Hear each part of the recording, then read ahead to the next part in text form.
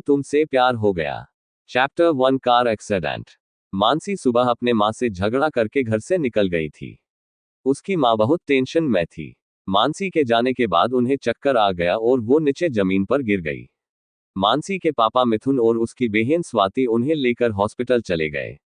Doctor ने checkup किया और कुछ रिपोर्ट निकलवाए और रिपोर्ट लेने के लिए कल आने के लिए कहा। मिथुन जी उन्हें लेकर घर आ गए। मिथुन जी ने गुस्से से मानसी की मां शालिनी से कहा, ये सब उस मनहूस की वजह से हुआ है। मैंने कहा था कि उसे मत लेके आना, उसे छोड़ देती उसके दादा दादी के पास। शालिनी ने कहा, वो मेरी बेटी है, मैं कैसे उसे खुद से दूर रख सकती हूँ। मिथुन जी ने कहा, पर उसके आने के बाद कितनी सारी मुसीबतें आई हैं मालूम है ना। शालिनी ने मिथुन की शांत करते हुए कहा, उसमें उसकी क्या गलती। मिथुन ने कहा, अपने बाप को तो पैदा होते ही खा गई और तुम कहती हो उसकी क्या गलती। मिथुन जी की बातें सुनकर शालिनी जी के आंखों में आंसू आ गए। वो अपने कमरे में चली गई। मिथुन जी बस स्वती से प्यार करते थे, वो उसका अपना खून था, इसलिए वो उसे जान से भी ज्यादा प्यार करते थे। पर वो जितना प्यार स्वाति से करते थे उतनी ही नफरत वो मानसी से करते। उन्हें ऐसे लगता था कि उसके आने के वजह से ही उनकी मां की मौत हुई है, इसलिए वो उसे बिल्कुल भी पसंद नहीं करते थे। यहाँ मानसी रास्ते से जा रही थी। वहां उसने देखा कि रास्ते पर बहुत सारे लोग खड़े थे। उसने जाकर देखा तो वहां एक एक्सीडेंट हुआ था। एक ट्रक ने एक कार को कुचला था। कार सामने से पूरी तरह से कुचल गई थी। वहां खड़े लोग कह रहे थे कि नहीं लगाता कि अंदर जो भी था उसमें से कोई बचा होगा। कुछ देर पहले ही उन लोगों को एक एम्बुलेंस में लेकर गए थे, हालत बहुत नाजुक थी। मानसी ने उन लोगों की बातें सुनकर भगवान से कहा, इस गाड़ी में जो भी लोग थे प्लीज उनकी रक्षा करना। इतना कहकर मानसी वहां से हॉस्पिटल के लिए निकल गई। मानसी हॉस्पिटल पहुंच गई। उसने देखा हॉस्पिटल में सभी लोग, डॉक्टर और नर्स यहां से वहां भाग रहे थे। मानसी ने एक वार्ड बॉय से कहा, यहाँ क्या हुआ है जो सब लोग यहाँ वहां भाग रहे हैं।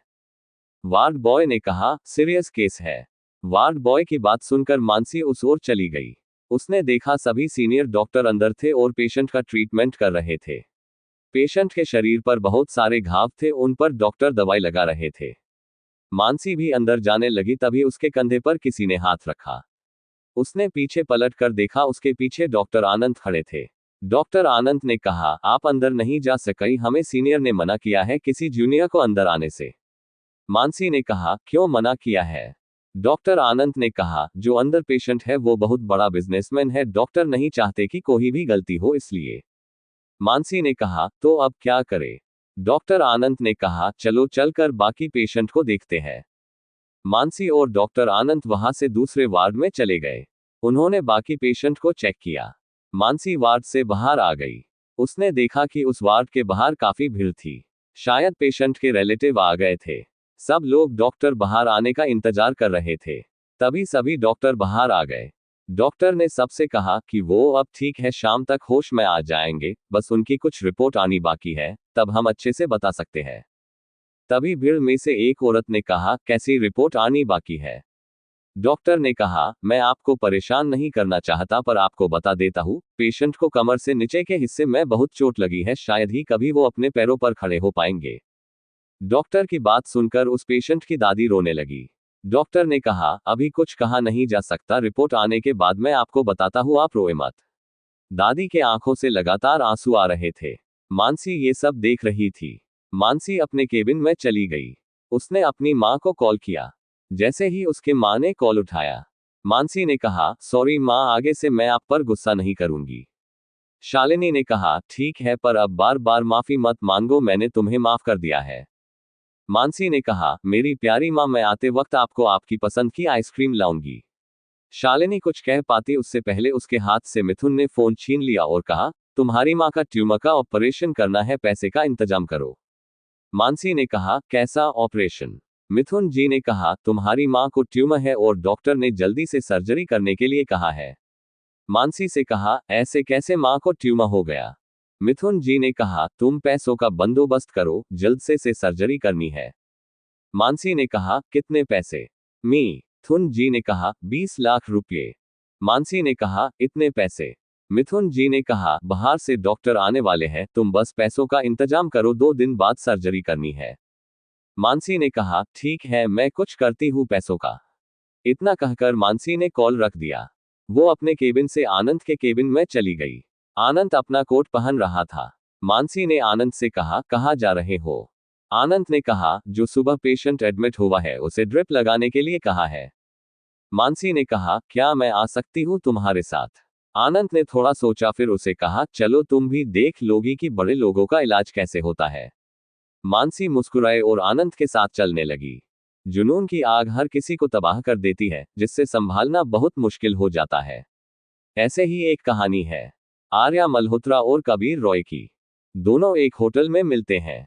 दोनों भी बिल्कुल एक दूसरे से अनजान, पर उसे होटल में कुछ ऐसा हो जाता है जिससे कबीर के सिर पर आर्या को पाने का जुनून छा जाता है। कबीर आर्या को पाने की हर एक कोशिश करता है, पर उसे पता चलता है कि आर्या शादीशुदा है। आर्या की शादी का सच जानने के बाद क्या करेगा कबीर उसके साथ? क्या आर्या को पाने का जुनून भड़का देगा दिल की आग? जानने के लिए पढ़ते रहे। पसंद आई तो जाकर जरूर पढ़े। जुनून की आग लाइब्रेरी में मिल जाएगी। Chapter 2 the famous businessman Pranav Raizada. Anand और मानसी उस वीआईपी वार्ड में पहुंच गए।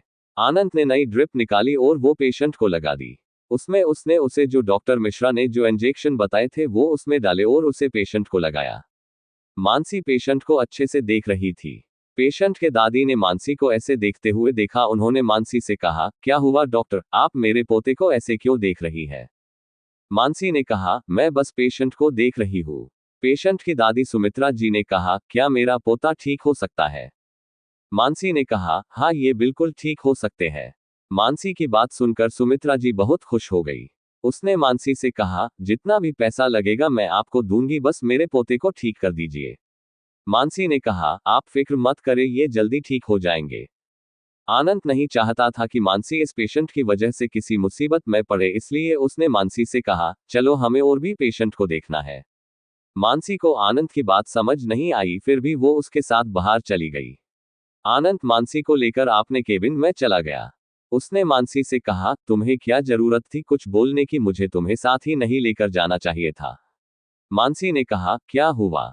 आनंद ने कहा, तुमने उन्हें कहा कि पेशेंट ठीक हो सकता है। अगर तुम उसे ठीक करने में नाकामयाब हुई तो पता नहीं वो लोग तुम्हारे साथ क्या करेंगे। तुम जानती नहीं वो कौन लोग हैं।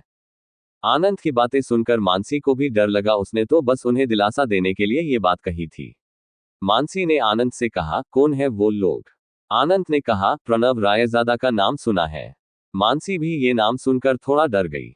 उसने काफी सुना था इस प्रणव रायजादा के नाम के बारे। वो बहुत हैंडसम है, पर वो जितना हैंडसम दिखता है उतना ही खतरनाक है। उसके पास कभी कोई लड़की नहीं जाती और जो जाने की कोशिश करती है तो उसे गायब किया जाता है या इस देश से बाहर भेजा जाता है। सरकार भी इस नाम से कांपती है। उसे झूठ बोलने वालों से बहुत नफरत है।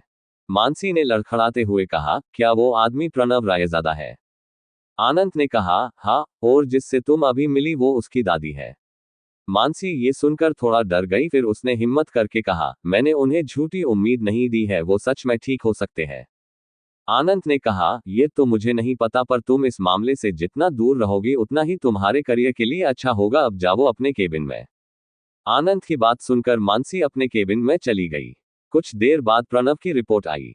डॉक्टर ने सुमित्रा जी को और उनकी फैमिली के लोगों को बुलाया और उन सब से कहा, पेशेंट की रिपोर्ट आ गई है, पर मुझे आपको बताते हुए दुख हो रहा है कि पेशेंट फिर कभी अपने पैरों पर खड़ा नहीं हो सकता। दादी ये सुनकर बहुत उदास हो गई, पर उनके बाकी फैमिली वालों के चेहरे पर कोई दुख नहीं था, मानो वो ऐसा ही चाहते हो। प्रणव के चाचा रामचंद्र जी ने डॉक्टर से पूछा, क्या ये हमें आगे चल के वारिस दे सकता है? डॉक्टर ने कहा, नहीं, ये कभी आपको वारिस नहीं दे सकते। रामचंद्र जी मानो ये सुनकर खुश हो गए। उनके चेहरे पर मुस्कान कुछ सेकंड आ गई, पर उसने किसी को नहीं दिखाई। सावित्री जी बहुत उदास हो गई और डॉक्टर के केबिन से बाहर आ गई। यहां मानसी पेशेंट के रिलेटिव से बात कर रही थी। सावित्री जी की नजर उस पर गई। वो ध्यान से सुनने लगी, वो क्या कहा रही है। मानसी उस औरत से कह रही थी कि आप हार मत माने, आपकी बेटी बिल्कुल ठीक हो जाएगी। वो ऊपर वाला कभी किसी का बुरा नहीं करता, हम तो बस उनके वजह से आप लोगों को बचा पाते हैं। मानसी की ये बात सुनकर उन्हें थोड़ी राहत मिली। सावित्री जी को भी मानसी के बातों को सुनाकर थोड़ा अच्छा लगा। मानसी उस पेशेंट के रिलेटिव से बात करके अपने केबिन में चली गई। सावित्री जी भी मानसी के पीछे उसके केबिन में चली गई। सावित्री जी ने मानसी को आवाज दी। मानसी ने पीछे मुड़कर देखा, उसके पीछे प्रणव रायजादा की दादी थी। मानसी उन्हें वहां देखकर डर गई। मानसी ने कहा, बोले क्या बात है, आप मुझसे क्यों मिलने आई है? सावित्री जी ने मानसी से कहा, क्या आप मेरे पोते को ठीक कर सकती हो? मानसी ने कहा, हाँ मैं कोशिश कर सकती हूँ। सावित्री जी ने कहा, कोशिश नहीं, मुझे पूरा रिजल्ट चाहिए। मानसी ने कहा, इसके लिए मुझे वक्त चाहिए।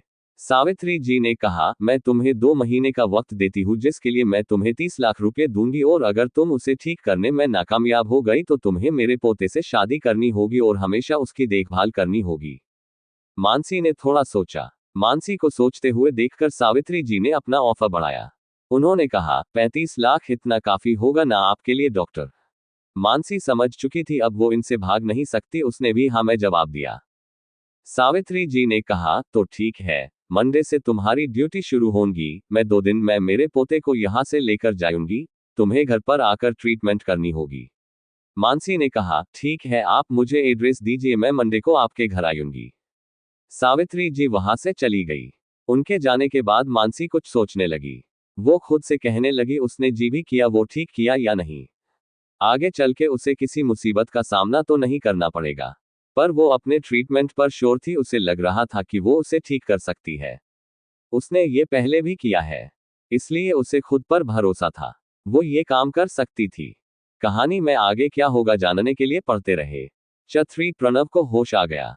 मानसी अपना हॉस्पिटल का काम करके घर चली गई। घर पर उसकी माँ उसका इंतजार कर रही थी। मानसी आकर उनके गले लग गई। मानसी ने उसकी माँ से कहा, बहुत जल्द आपकी सर्जरी हो जाएगी, आप फिक्र मत करना, मैंने आपके सर्जरी के लिए पैसों का बंदोबस्त कर लिया है। शालिनी जी ने कहा, कैसे तुमने इतनी बड़ी रकम का इंतजाम किया? मानसी ने कहा, एक पेशेंट है, मुझे उसे ठीक करना है, ये पैसे उसी के बदले मिल रहे हैं। शालिनी जी ने मानसी के बात पर ज्यादा कुछ नहीं कहा और खाना बनाने के लिए किचन में चली गई। शालिनी जी का ऐसे बर्ताव करना मानसी के लिए नया नहीं था। कभी कभी वो उससे अच्छे से बात करती थी, उसे समझाती थी, पर पिछले कुछ दिनों से उन्हें कोई फर्क नहीं पड़ता था मानसी कुछ भी करे इससे। मानसी अपनी माँ से बहुत प्यार करती थी, जैसी भी थी वो उसकी माँ थी। मानसी अपने कमरे में चली गई और उसने अपने कपड़े चेंज किए और उसके माँ का हाथ बटाने के लिए किचन में चली गई। उसे अच्छे से खाना बनाना नहीं आता था, लेकिन वो जो भी बनाती थी वो अच्छा बनाती थी। उसे जितना बनाना आता था वो उसमें ही बहुत खुश थी। शालिनी जी ने दाल चावल और भिंडी की सब्जी बनाई थी, बस रोटी बनानी रह गई थी। मानसी को बिल्कुल भी भिंडी की सब्जी पसंद नहीं थी। उसने खुद के लिए बैगन की सब्जी बनाई। उसे बैगन की सब्जी बहुत पसंद थी। जब तक मानसी बैगन बना रही थी उसकी माँ ने रोटी बना ली। रोटी बन जाने के बाद मानसी ने सब कुछ डिनर टेबल पर रख दिया और सबको खाना खाने के लिए बुलाया। सब लोग आकर खाना खाने के लिए बैठ गए। मिथुन जी ने देखा 2 सब्जी बनाई है, उन्होंने कहा, 2 सब्जी बनाने की क्या जरूरत थी? मानसी ने कहा, मुझे भिंडी की सब्जी पसंद नहीं है, इसलिए मैंने बैगन की सब्जी बनाई। मिथुन जी ने कहा, अगर हर दिन 2 सब्जी बनने लगी तो महीने का राशन 15 दिन में ही खत्म हो जाएगा, और तुम्हें कहाँ पैसे देने पड़ते हैं, तुम जितना कामती हो वो तो तुम्हारा पढ़ाई का कर्ज चुकाने में ही जाते हैं। मिथुन जी की बात सुनकर मानसी के आंखों में आंसू आ गए। उसने अपनी माँ की तरफ देखा, वो चुपचाप खाना खा रही थी। मानसी ने कहा, पापा बस आज के दिन ही मैं यहाँ खाना खा रही हूँ, कल से नहीं रहूंगी, मैं एक पेशेंट के घर शिफ्ट हो रही हूँ, कल शाम को आपका राशन नहीं 15 दिन में खत्म होगा। इतना कहकर वो वहां से उठ गई और बिना खाना खाए अपने कमरे में चली गई। मानसी को भूख तो बहुत लगी थी, पर उसके पापा की बातें सुनकर उसका खाना खाने का मन नहीं हुआ। मानसी ने अपने बैग से बिस्किट निकाले और वो खाने लगी। शालिनी जी ने मानसी की थाली में रोटी डाली और उसे लेकर मानसी वह कमरे की ओर जाने लगी। मिथुन जी ने उसे रोका और कहा, थाली नीचे रखो, एक दिन भूखे रहने से मर नहीं जाएगी, मैंने नहीं कहा था उसे खाना छोड़कर जाने के लिए। शालिनी जी ने नीचे थाली रखी और खाना खाने लगी। मानसी ने बिस्किट खत्म किए और पानी पी लिया। मानसी के बैग में हमेशा से ही बिस्किट रहते थे। उसे कई बार हॉस्पिटल में ज्यादा देर रहना पड़ता था, तब वो इन्हें भूख लगने पर खा लेती थी। मानसी अपने जगह से उठ गई और अपना बैग पैक करने लगी, उसे कल जल्दी हॉस्पिटल जाना था। वो सुबह पैकिंग नहीं कर पाती, इसलिए उसने पैकिंग करना शुरू किया। मानसी ने अपने जरूरत का सारा सामान बैग में डाला, उसने एक ब्लैंकेट भी बैग में डाला, उसने अपना जरूरत का सभी सामान लिया, उसके लिए वो लोग और घर नया था, वो वहां किससे मांग लेती। मानसी के पास इतना ज्यादा सामान नहीं था, उसका सामान एक ही बैग में आ गया। उसने अपना बैग बंद कर दिया। वो सुबह हॉस्पिटल जाते समय अपना बैग लेकर जाने वाली थी और वहीं से ही पेशेंट के साथ उसके घर जाने वाली थी। यहाँ हॉस्पिटल में प्रणव को होश आ गया। उसने आंखें खोलकर देखा, उसे वो अनजान जगह पर दिखाई दिया। उसने यहाँ वहां देखा, उसके सामने उसे उसकी दादी दिखाई दी। उसने अपने दादी से कहा, मैं अभी कहाँ हूँ? प्रणव की आवाज सुनते ही दादी जी के चेहरे पर खुशी छा गई। दादी ने मुस्कुराते हुए कहा, हम हॉस्पिटल में हैं। प्रणव ने ये सुनकर अपने शरीर को देखने लगा। उसके पूरे बॉडी पर पट्टी लगी हुई थी। उसने उठाने की कोशिश की। सुमित्रा जी ने कहा, हिलो मत, पट्टी खुल जाएगी। प्रणव ने कहा, मेरे असिस्टेंट को बुलाओ। सुमित्रा जी ने नर्स से कहा कि वो मिस्टर आदित्य को बुलाए। नर्स आदित्य को बुलाने के लिए वार्ड से बाहर चली गई। कुछ ही देर में आदित्य अंदर आ गया और प्रणव के सामने खड़ा हो गया। प्रणव ने आदित्य की ओर देखा और कुछ इशारा किया। आदित्य ने बस अपने पलके झपका के इशारा किया। उन दोनों ने इतनी सावधानी से ये काम किया था कि किसी को पता भी नहीं चला। प्रणव ने आदित्य से कहा, ये कैसे हुआ और किसने किया, मुझे जानना है। आदित्य ने कहा, मैंने कहा है हमरे आदमी को पता करने के लिए। प्रणव ने कहा, डॉक्टर को बुलाओ, मुझे उनसे बात करनी है। नर्स डॉक्टर को बुलाने के लिए चली गई। कुछ ही देर में डॉक्टर वहां आ गए। प्रणव ने डॉक्टर से कहा, मैं कितने दिन में ठीक हो जाऊंगा? डॉक्टर ने कहा, आपकी जख्म जल्दी ही ठीक हो जाएंगे, पर आप कभी अपने पैरों पर खड़े नहीं हो पाएंगे। प्रणव ने गुस्से से कहा, अगर आपसे इलाज नहीं हो सकता तो मैं बाहर जाकर इलाज करूंगा। डॉक्टर ने कहा, सॉरी पर यही सच है और कोई डॉक्टर भी नहीं कर सकता। डॉक्टर की बात पर सुमित्रा जी ने कहा, एक डॉक्टर है जो ये कर सकती है, आप बस इसे डिस्चार्ज दे। सुमित्रा जी की बातें सुनकर आदित्य और डॉक्टर ने प्रणव की ओर देखा। प्रणव ने उन्हें आंखों से रिलैक्स होने का इशारा किया और कहा, अभी के अभी उस डॉक्टर को बुलाओ। कहानी में आगे क्या हुआ जानने के लिए सुनते रहे। चफ और दिखावे के रिश्ते। सावित्री जी ने कहा, मैंने उसे पहले ही कहा है, वो कल हमारे साथ चलने वाली है, तुम फिक्र मत करो, तुम जल्दी ही ठीक हो जाओगे। सुमित्रा जी ने डॉक्टर को जाने के लिए कहा और आदित्य से कहा, कल जाने की तैयारी करे। आदित्य ने हाँ में सिर हिलाया और वहां से चला गया। डॉक्टर के जाने के बाद वहां प्रणव के चाचा महेश, उनके दो बेटे समर और पार्थ, उसकी चाची संध्या, उसके छोटे चाचा मान, चाची मिताली और उनकी दो छोटी बेटियां स्वरा, श्वेता और उसकी बड़ी बुआ अनिता प्रणव को होश आया है सुनते ही वहां आ गए। सब लोग चाहते थे कि प्रणव कभी भी होश में ना आए, बस पार्थ और उसकी दादी को छोड़कर। प्रणव के मर जाने के बाद सब जायदाद का बंटवारा हो जाता और सबको उनकी हिस्से की जायदाद मिल जाती। उस जायदाद में से आधी जायदाद तो प्रणव के चाचा महेश के नाम होने वाली थी। जब प्रणव के पापा की मौत हो गई तब सबको पता चला कि पूरी जायदाद प्रणव के नाम की है और कहा था कि अगर प्रणव को ही वारिस नहीं दे पाया तो जायदाद का बंटवारा होगा। सब लोग चाहते थे कि प्रणव वारिस ना दे पाए, इसलिए वो जो हो सके वो करने की कोशिश करते थे। उसकी बुआ तो अपना घर छोड़कर यही आकर रहने लगी थी। उसे ऐसे लगाता था कि उसका हिस्सा कहीं ये लोग खा ना जाए। प्रणव के चाचा महेश जी ने प्रणव से कहा, बेटा तुम फिक्र मत करो, मैं तुम्हारा इलाज अच्छे से अच्छे डॉक्टर से करूंगा। सब एक के बाद एक प्रणव को दिलासा देने लगे। प्रणव को तो पहले से ही सबके मकसद के बारे में पता था, वो तो चुपचाप सबकी बातें सुन रहा था। सब बस उसके फिक्र का दिखावा कर रहे थे। प्रणव के तबीयत के बारे में जानने के बाद सब वहां से चले गए, बस पार्थ वहां से नहीं गया। उसने दादी से कहा, आप सो जाओ, थोड़ी देर के लिए मैं हूं भाई के पास, अगर उन्हें कुछ लगा तो। पार्थ को जायदाद में बिल्कुल भी इंटरेस्ट नहीं था, उसे बस अपने काम में इंटरेस्ट था। वो एक शेफ था, उसका बस एक सपना था कि वो खुद का एक रेस्टोरेंट खोले, पर उसके पापा ने उसे मना किया था। वो चाहते थे कि वो प्रणव के साथ मिलकर बिजनेस संभाले और उसका भरोसा जीतकर बिजनेस को अपने नाम पर करे, पर पार्थ को इन सब में कोई भी रस नहीं था। इसी बात को लेकर आए दिन महेश जी और पार्थ में बहस होती थी, लेकिन पार्थ अपने फैसले पर ही टिका हुआ था। हॉस्पिटल में प्रणव के वार्ड से बाहर आकर महेश जी सीधा डॉक्टर के पास गए। उन्होंने डॉक्टर से प्रणव के हालात के बारे में पूछा। डॉक्टर ने उन्हें कहा, प्रणव कभी भी अपने पैरों पर खड़ा नहीं हो सकता। महेश जी ने कहा, क्या वो किसी के साथ फिजिकल कांटेक्ट रख सकता है? डॉक्टर ने कहा, नहीं रख सकता, उसका कमर से नीचे का पूरा शरीर बेजान हो चुका है, शायद ही कभी वो ठीक हो पाए। डॉक्टर की ये बात सुनकर महेश जी वहां से चले गए। उन्होंने खुद से कहा, तुम उस एक्सीडेंट से भले ही बच गए हो, पर तुम कभी भी वारिस नहीं दे पाओगे। ये मेरे लिए तुम्हारे मौत से कम नहीं है। ये जायदाद मेरे बेटे को ही मिलेगी, चाहे उसके लिए मुझे कुछ भी क्यों ना करना पड़े। महेश जी अपने बेटे समर के साथ वहां से दिल्ली के लिए निकल गए। यहाँ पार्थ प्रणव के पास ही बैठा हुआ था। प्रणव ने पार्थ से कहा, तुम सो जाओ, अगर मुझे कुछ चाहे हो तो मैं तुम्हें जगा दूंगा। पार्थ ने कहा, भाई आप सो जाओ, आपको आराम की जरूरत है। पार्थ ने प्रणव को ब्लैंकेट ओढ़ाया और उसे सोने के लिए कहा। पार्थ ने अपने कानों में हेडफोन डाले और सोफे पर बैठ गया। उसने वो जागता रहे इसलिए मूवी लगाए और उसे देखने लगा। पूरी रात उसने ऐसे ही जागकर निकाली। बीच में 2 बार प्रणव की डॉक्टर ने आकर ड्रिप चेंज की थी। सुबह सुबह उसकी आंख लग गई। प्रणव की नींद खुल गई। उसने देखा कि पार्थ सो चुका है। उसके चेहरे पर स्माइल आ गई। आदित्य अंदर देखने के लिए आया था सब ठीक है या नहीं। वो एक घंटे में आकर देखता था कि सब कुछ ठीक है या नहीं।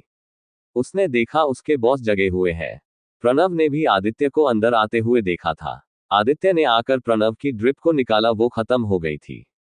प्रणव ने आदित्य से कहा, पार्थ के ऊपर ब्लैंकेट डालने के लिए। आदित्य ने पार्थ के ऊपर ब्लैंकेट डाला।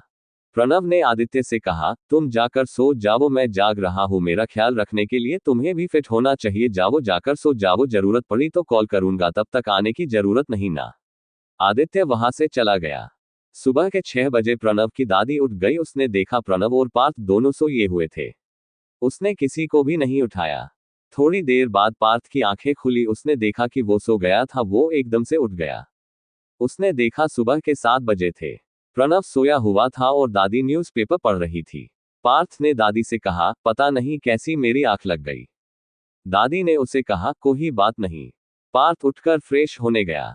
दादी ने उन दोनों के लिए नाश्ता मंगवाया। प्रणव को डॉक्टर ने कुछ भी खाने को देने से मना किया था जब तक डॉक्टर नहीं बताते। पार्थ और सुमित्रा जी ने नाश्ता किया। प्रणव भी नींद से जाग चुका था।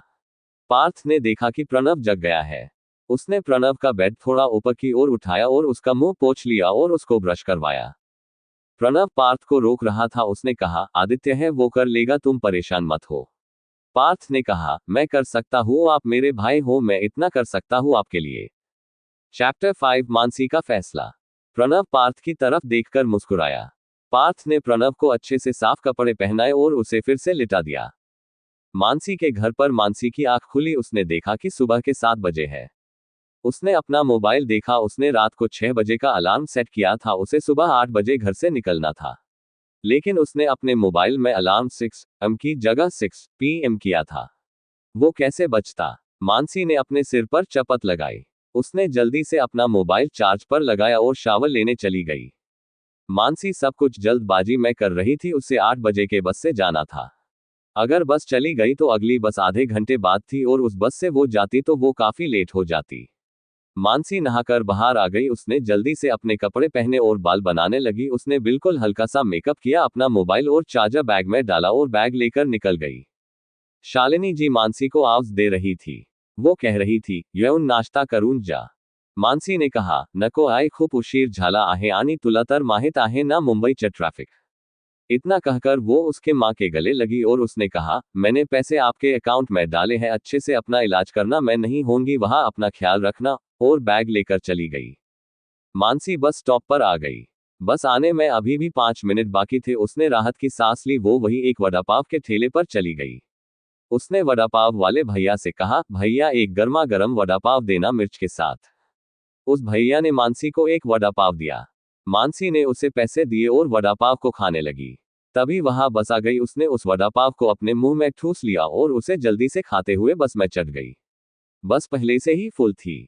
मानसी को खड़े होकर जाना था। उसने बस वाले को अपना पास दिखाया और कानों में हेडफोन डालकर गाने सुनने लगी। बस में 2 औरतों का झगड़ा चल रहा था बस की सीट को लेकर। मानसी के लिए ये तो अब रोज का हो चुका था। आधे घंटे बाद वो हॉस्पिटल पहुंच गई। हॉस्पिटल पहुंचकर वो अपने केबिन में पहुंच गई। आनंद अभी भी अपनी ड्यूटी पर था। उसे जब तक प्रणव वहां था उसके इलाज की जिम्मेदारी आनंद को दी थी। आनंद वहां 3 साल से था और मानसी वहां 2 साल से थी। मानसी ने अपना बैग अपने केबिन में रखा और डॉक्टर गुप्ता के पास गई। डॉक्टर गुप्ता को एक बच्चे का ऑपरेशन करना था। उन्होंने मानसी को भी अपने साथ रहने के लिए कहा था। मानसी एक ऑर्थोपेडिस्ट थी, उसकी उस ऑपरेशन में जरूरत पड़ने वाली थी। मानसी डॉक्टर गुप्ता के साथ ऑपरेशन थिएटर में चली गई। उन्हें पेशेंट की पैर की हड्डी को ऑपरेशन करके ठीक करना था। उसके लिए उन्हें पैर में रोड डालनी थी। मानसी और डॉक्टर गुप्ता ने सर्जिकल गाउन और मास्क पहना। ऑपरेशन की तैयारी पहले से ही की गई थी। पेशेंट को लाकर ऑपरेशन शुरू किया। ऑपरेशन 2 घंटे चला। ऑपरेशन सक्सेस होने के बाद दोनों ने अपने गाउन और मास्क उतारे। 11:30 को मानसी और डॉक्टर गुप्ता ऑपरेशन थिएटर से बाहर आ गए। मानसी अपने केबिन में चली गई। उसने सुबह बस एक बड़ा पाव ही खाया था, इसलिए उसने खाने के लिए वेज पुलाव मंगवाया। तभी वहां डॉक्टर आनंद आ गया। उसने देखा कि मानसी ने पुलाव मंगवाया है, वो भी वहीं बैठ गया। उसे भी भूख लगी थी। थोड़ी देर बाद पुलाव आ गया। पुलाव आने के बाद दोनों ने खाया। आनंद ने मानसी से कहा, वो लोग 1 बजे निकल रहे हैं, मुझे तुम्हें बताने के लिए कहा है, तुम रेडी रहना। मानसी ने कहा, मैं रेडी हूं, आप उन्हें बता देना। आनंद ने कहा, फिर एक बार सोचो, एक बार तुम चली गई तो वापस आना मुश्किल होगा। मानसी ने कहा, मैंने फैसला कर लिया है और अफसोस करने वालों में से मैं नहीं, आगे जो होगा देखा जाएगा। आनंद ने कहा, ठीक है, मैं तुम्हारे फैसले का मान रखता हूँ, बस जल्दी वापस आ जाओ, मैं तुम्हारा वेट करूंगा, भूल मत जाना मुझे। मानसी ने कहा, 2 महीने के लिए जा रही हूँ, 2 साल के लिए नहीं। आनंद ने कहा, क्या पता 2 महीने कहीं 2 साल ना बन जाए। इतना कहकर वो वहां से चला गया। जाते वक्त उसके आंखों में आंसू थे। वो मानसी से प्यार करने लगा था और ऐसे खुद से उसे अलग होते हुए वो नहीं देख सकता था। उसे उसकी प्यार की कुर्बानी देनी पड़ी थी, लेकिन वो अपने प्यार के लिए इतना तो कर सकता था। उसने भगवान से प्रे किया, उसे जहां भी रखो पर खुश रखो, उसे उसकी सारी खुशियां मिले। आदित्य ने डॉक्टर से कहकर सभी फॉर्मेलिटी पूरी की थी और प्रणव के डिस्चार्ज पेपर रेडी करवाए थे। सावित्री जी मानसी के केबिन में आई। उसने कहा, हम कुछ ही देर में निकल रहे हैं, अपना सामान लेकर ऊपर छत पर आ जाओ, हम हेलीकॉप्टर से जाने वाले हैं, हेलीकॉप्टर आता ही होगा, तुम भी अब चलो हमारे साथ। मानसी अपना बैग लेकर सावित्री जी के साथ जाने लगी। उन्हें हेलीकॉप्टर का आवाज आने लगी। आदित्य और पार्थ प्रणव को लेकर आ रहे थे। सावित्री जी मानसी को लेकर ऊपर चली गई। हेलीकॉप्टर बहुत बड़ा था, उसमें 7-8 लोग आराम से आ सकते थे। हेलीकॉप्टर हॉस्पिटल के छत पर उतर गया। पार्थ और आदित्य ने प्रणव को बिठाया और वो दोनों भी अंदर बैठ गए। सावित्री जी और मानसी भी अंदर बैठ गए। हेलीकॉप्टर उन्हें लेकर एयरपोर्ट के लिए निकल गया।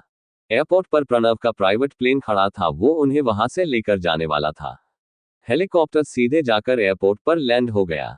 पार्थ और आदित्य ने प्रणव को नीचे उतारा और उसे प्राइवेट प्लेन में ले गए। प्लेन में आराम करने के लिए अलग कमरा बनाया था। आदित्य ने प्रणव को उस कमरे में जाकर बेड पर लिटाया। सावित्री जी मानसी को लेकर दूसरे कमरे में चली गई। प्लेन 2 घंटे बाद दिल्ली पहुंचने वाला था। कहानी में आगे क्या हुआ जानने के लिए सुनते रहे। Chapter 6 Raizada house.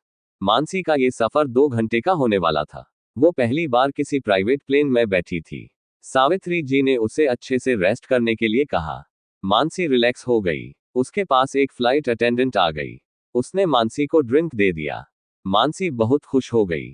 उसने वो ड्रिंक लिया और उसे पी लिया। कुछ देर बाद वो कुछ स्नैक्स लेकर आई और उसके साथ कॉफी भी थी।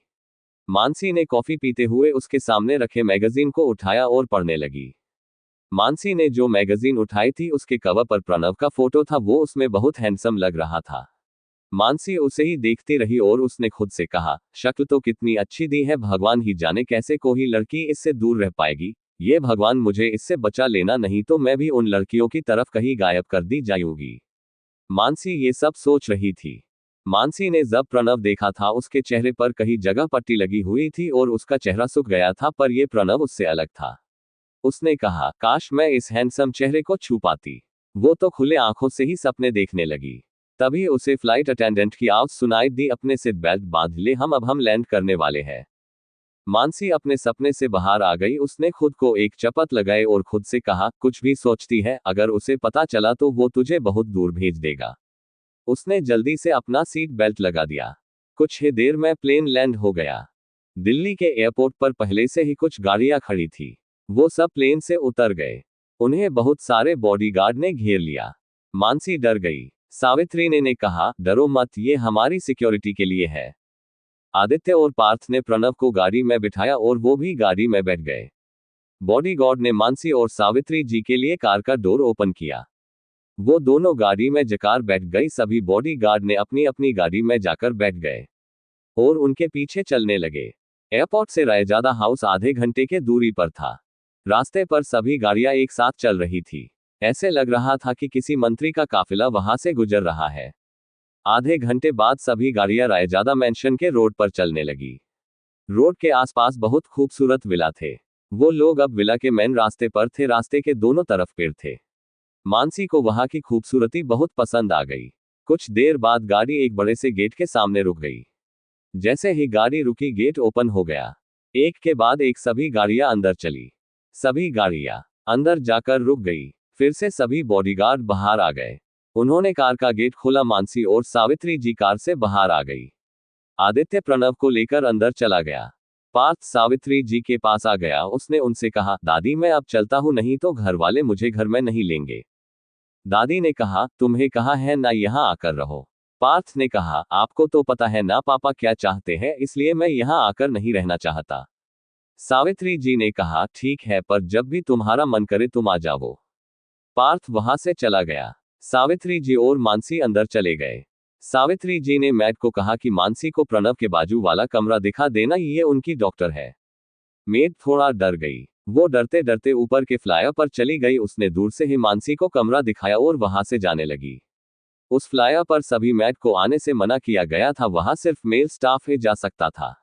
मेड वहां जाने से डर रही थी। उसने वहां से ही मानसी को उसका कमरा दिखाया जहां उसे रहना था और प्रणव का कमरा कौन सा है ये भी दिखाया।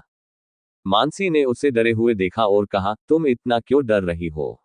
मेड ने कहा, यहाँ पर दादी के अलावा कोई फीमेल नहीं आ सकती। अगर उन्होंने मुझे यहाँ देखा तो मेरी नौकरी जाएगी। मैं अब चलती हूँ, आप भी अपने कमरे में जाए। इतना कहकर मेड वहां से खुद से बड़बड़ाते हुए गई।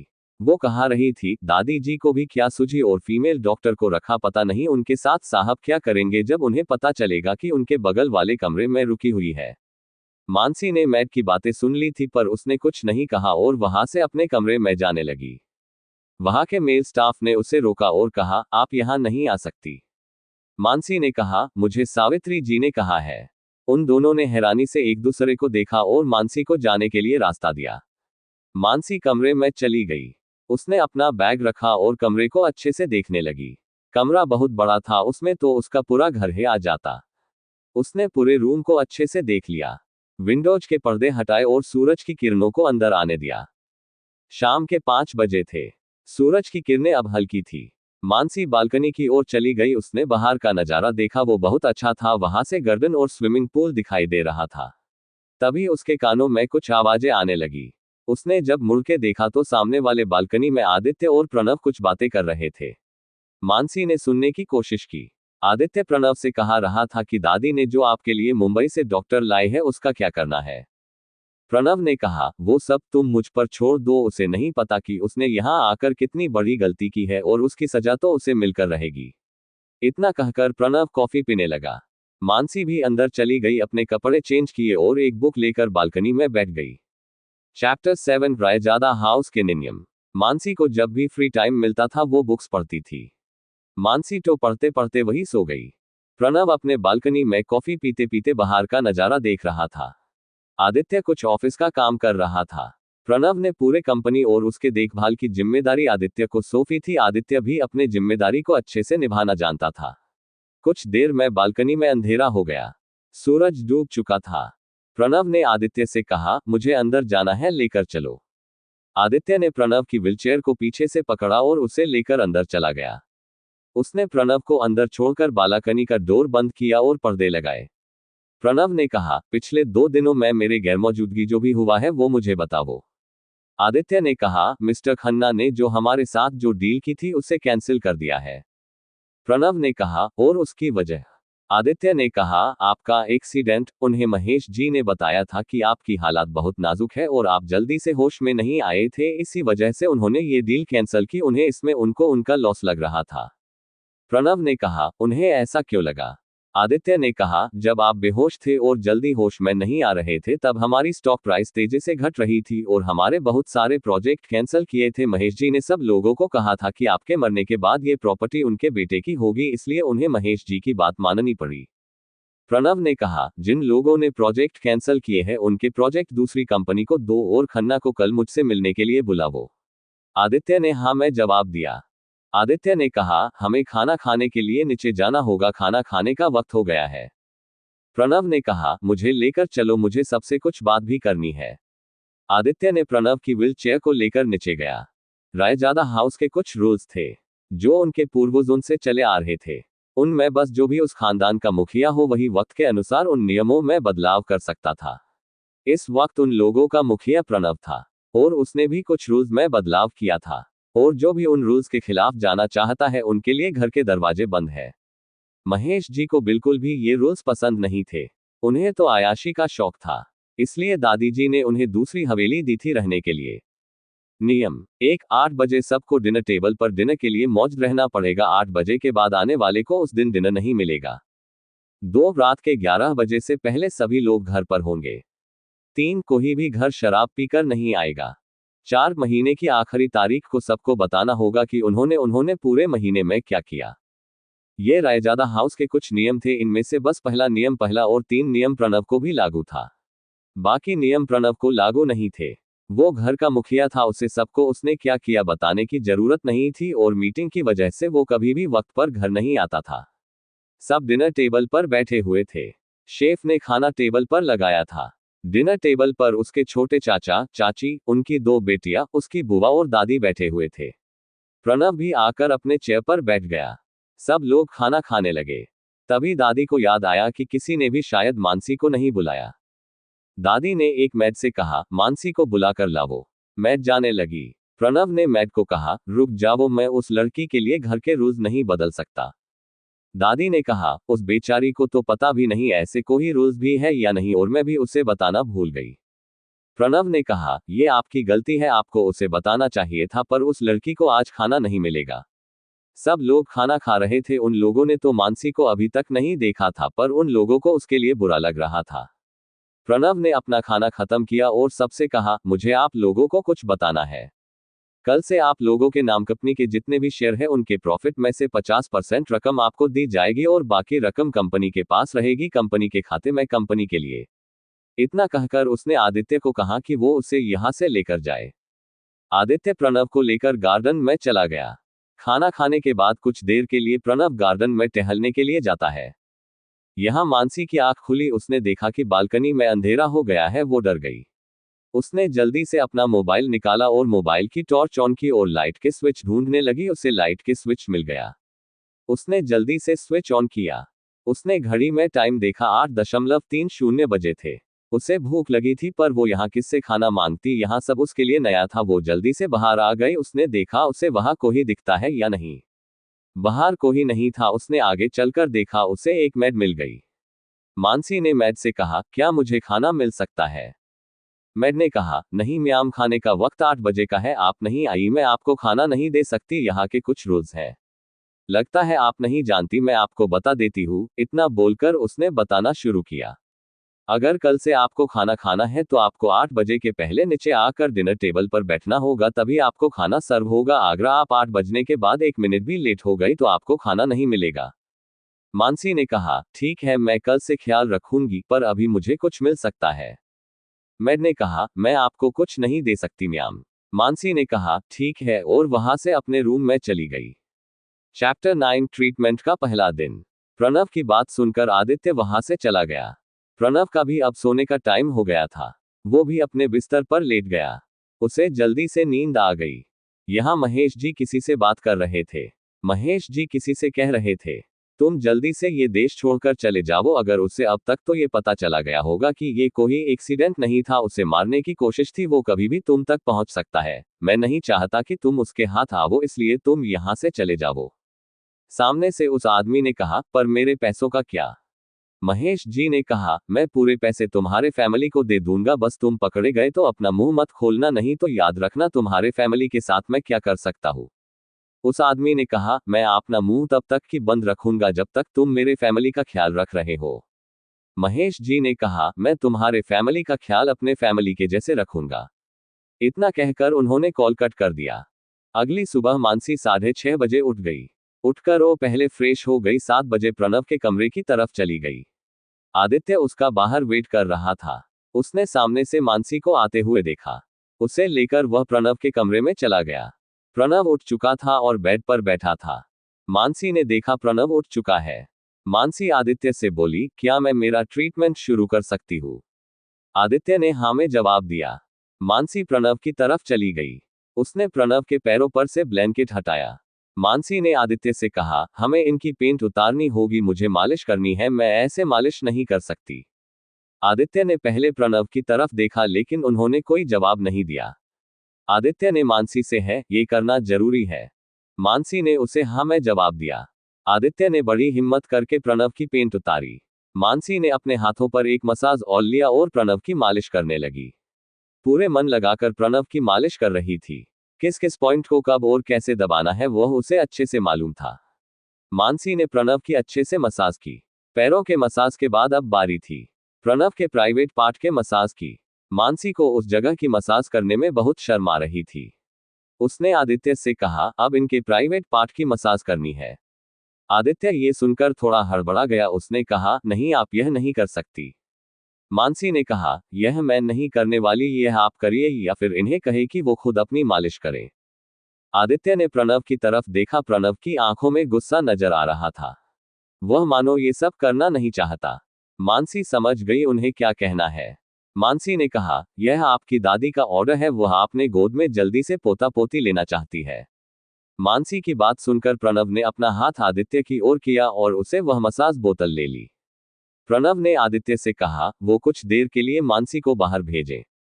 आदित्य ने मानसी से कहा आप कुछ देर के लिए बाहर चले जाइए। मानसी समझ गई प्रणव उसके सामने ये सब नहीं कर सकता था। वो भी चुपचाप बाहर चली गई। मानसी के जाने के बाद प्रणव ने वो बोतल आदित्य के हाथों में दी। आदित्य ने उसमें कुछ ऑयल को वॉश बेसिन में डाला और उसे अच्छे से साफ पानी से धो डाला। कुछ देर बाद उसने मानसी को अंदर बुलाया। मानसी ने अंदर आकर पूछा क्या आपने लगा लिया। आदित्य ने अपना सिर हाँ में हिलाया। आदित्य ने मानसी से कहा अब आप जाए, 8 बजे बजने वाले हैं, सर को नहाना है। मानसी वहां से अपना सामान लेकर निकल गई। मानसी के जाने के बाद आदित्य ने प्रणव को वॉशरूम में छोड़ा। प्रणव ने शावर लिया और बाथरूम से बाहर आ गया। आदित्य ने पहले ही उसके लिए कपड़े निकाल कर रखे थे। प्रणव ने जल्दी से कपड़े पहने और अपने बाल सेट किए। वह कुछ दिन अपने ऑफिस का काम घर से ही करने वाला था। उसने अपना पूरा ऑफिस अपने स्टडी रूम में बनवा दिया था।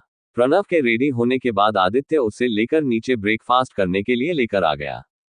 मानसी भी जल्दी से ब्रेकफास्ट करने के लिए आई थी। उसने एक मेड से ब्रेकफास्ट का टाइम पूछा था। वो आजकल की तरह भूखी नहीं रहना चाहती थी। मानसी सबसे पहले ब्रेकफास्ट करने के लिए आ गई थी। धीरे धीरे एक के बाद एक घर के सब लोग ब्रेकफास्ट करने के लिए आ गए। सबसे आखिरी में दादी और प्रणव आ गए। दादी ने मानसी को वहां देखा। दादी ने मानसी को सबसे मिलवाया और मानसी की सबके साथ जान पहचान कर दी। सब लोग मानसी को ही घूर रहे थे। उसके बाद सब लोग ब्रेकफास्ट करने लगे। ब्रेकफास्ट में बहुत सारी चीजें थी। मानसी को बहुत भूख लगी थी। मानसी ने सबकी तरफ देखा, सब ब्रेकफास्ट कर रहे थे। मानसी ने भी अपने प्लेट में अपने पसंद की चीजें ली। मानसी पहली बार इतना बढ़िया ब्रेकफास्ट कर रही थी। उसे लगा कि उसे हर रोज ऐसा ब्रेकफास्ट मिलना चाहिए, लाइफ सेट हो जाएगी। मानसी ने अपना नाश्ता खत्म कर लिया। दादी ने देखा मानसी का नाश्ता खत्म हो गया है। दादी जी ने उसे कहा कि चलो मुझे तुमसे कुछ बात करनी है। दादी जी मानसी को अपने कमरे में लेकर चली गई। सब लोग बस उन्हें जाते हुए देख रहे थे। कमरे में आने के बाद दादी जी ने मानसी से कहा कैसा गया तुम्हारा ट्रीटमेंट का आज का दिन, कुछ रिजल्ट मिला या नहीं तुम्हें। मानसी ने कहा आज मेरा पहला ही दिन था लेकिन मैं अभी कुछ बता नहीं सकती। दादी ने मानसी से कहा तुम्हें पता है ना, तुम्हारे पास सिर्फ 2 महीने हैं। अगर तुम इन 2 महीनों में उसे ठीक नहीं कर पाए तो तुम्हें उससे शादी करनी पड़ेगी। चैप्टर 10 कॉन्ट्रैक्ट पर साइन।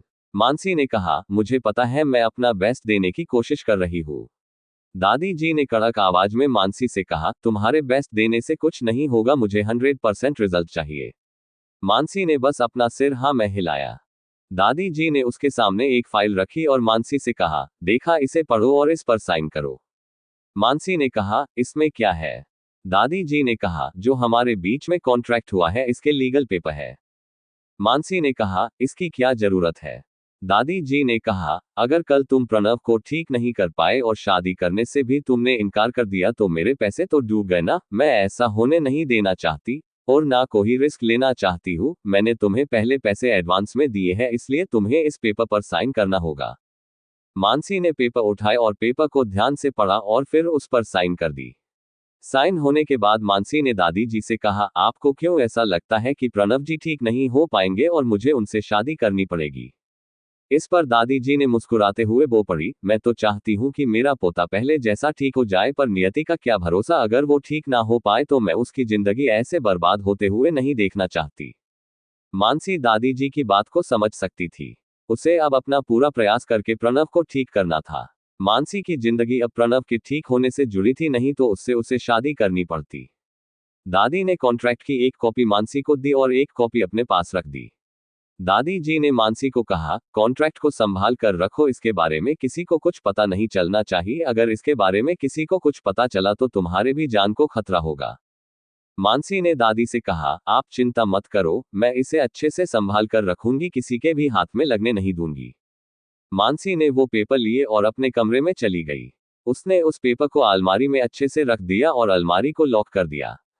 उसके बाद मानसी ने अपने पापा को कॉल किया। पहले तो उसके पापा ने कॉल नहीं उठाया, उसने फिर कॉल किया। इस बार उसके पापा ने कॉल उठाया। जैसे ही कॉल रिसीव हो गया, मानसी ने ही कहा, पापा आप कहाँ हैं, और माँ को एडमिट किया। मानसी के पापा ने कहा, मैं अभी हॉस्पिटल हूँ और कल रात में तुम्हारी माँ को एडमिट करवाया है, उसकी कल सर्जरी होने वाली है। मानसी ने कहा, अगर पैसों की जरूरत पड़े तो आप मुझे बिंदास कॉल करें, मैं पैसों का इंतजाम कर दूंगी। मानसी के पापा ने कहा, फिलहाल अभी तो जरूरत नहीं है, जब जरूरत पड़ेगी मैं तुम्हें बता दूंगा, अब मैं कॉल रखता हूँ, डॉक्टर के विजिट करने का वक्त हो गया है। मानसी ने कहा, ठीक है, आप माँ का ख्याल रखिए। मानसी ने इतना कहकर कॉल काट दी। मानसी ने आनंद को कॉल लगाया। आनंद ने कॉल उठाया। मानसी ने कहा, कहाँ हो तुम? आनंद ने कहा, मैं अभी हॉस्पिटल में हूँ, कैसे याद किया? मानसी ने कहा, तुम मेरा एक काम करोगे? आनंद ने कहा, तभी मैं कहूँ तुम्हें मेरी याद कैसी आई, बोलो क्या काम है? मानसी ने कहा, मेरे माँ को एडमिट किया है, उसका कल ऑपरेशन है, क्या आप उनके बारे में जाकर पता कर सकते हो? मुझे उनकी फिक्र हो रही है। तुम डॉक्टर हो और तुम मुझसे झूठ नहीं कहोगे, इसलिए तुम्हें कह रही हूँ। आनंद ने कहा, अब बस करो, मैं अभी घर ही जा रहा हूँ, जाते जाते देख लूंगा और तुम्हें कॉल करके बता दूंगा, तुम रिलैक्स हो जाओ। मानसी ने कहा, तुम ही मेरे सबसे अच्छे दोस्त हो, तुम नहीं होते तो मेरा क्या होता? आनंद ने कहा, अब बस करो, मेरी तारीफ करना, मैं जा रहा हूं, तुम्हें आधे घंटे बाद कॉल करता हूं। इतना कहकर उसने कॉल रख दी। मानसी यहाँ कमरे में यहाँ से वहां घूमने लगी और आनंद के कॉल का इंतजार करने लगी। यहाँ प्रणव के स्टडी में आदित्य प्रणव के लिए लंच लेकर आ गए। प्रणव अपने ऑफिस का कुछ काम कर रहा था। आदित्य ने प्रणव से कहा, सर लंच आ गया है, आप लंच कर लीजिए। प्रणव ने जो काम कर रहा था उस फाइल को बंद कर दिया और लंच करने के लिए सोफे पर आकर बैठ गया। प्रणव ने आदित्य से कहा, तुम भी खाना खा लो, तुम्हें भी भूख लगी होगी। आदित्य प्रणव का पर्सनल असिस्टेंट था, फिर भी प्रणव को आदित्य की बहुत फिक्र थी। आदित्य प्रणव से बस 5 साल छोटा था। प्रणव को आदित्य एक जंगल में जख्मी हालत में मिला था। उसे किसी ने मारकर जंगल में फेंक दिया था। उन लोगों को लगा था कि आदित्य मर चुका है, लेकिन वह जिंदा था। प्रणव जब स्कूल में था तब अपने दोस्तों के साथ जंगल में घूमने गया था। तब उसे वह आदित्य जख्मी हालत में मिला था। उसने अपने दोस्तों के मदद से उसे अपने घर लाया। प्रणव के दादी ने उसका अच्छे से इलाज करवाया। 1 महीने में ही आदित्य ठीक हो गया। दादी ने प्रणव से कहा, इसे अब इसके घर छोड़ना चाहिए, इसके घर वाले इसे ढूंढ रहे होंगे। आदित्य ने रोते हुए कहा, मेरा कोई नहीं है, उन लोगों ने सबको मार दिया। आदित्य की बात सुनकर प्रणव ने दादी से कहा, इसे यही रहने दो, मैं ख्याल रखूंगा इसका। दादी ने प्रणव की बात मान ली और उसे वहां रख लिया। उन्होंने उसे अच्छे स्कूल में भेजा। तब आदित्य 5 कक्षा में था। धीरे धीरे आदित्य ने अपनी पढ़ाई पूरी की। आदित्य को पता चला कि प्रणव खुद के लिए पर्सनल असिस्टेंट ढूंढ रहा है। तब उसने सोचा कि इन लोगों ने मेरे लिए बहुत कुछ किया है, अब मेरी बारी है इन लोगों के लिए कुछ करने की। कहानी में आगे क्या हुआ जानने के लिए सुनते रहे तुमसे प्यार हो गया। स्टोरी में आगे जानने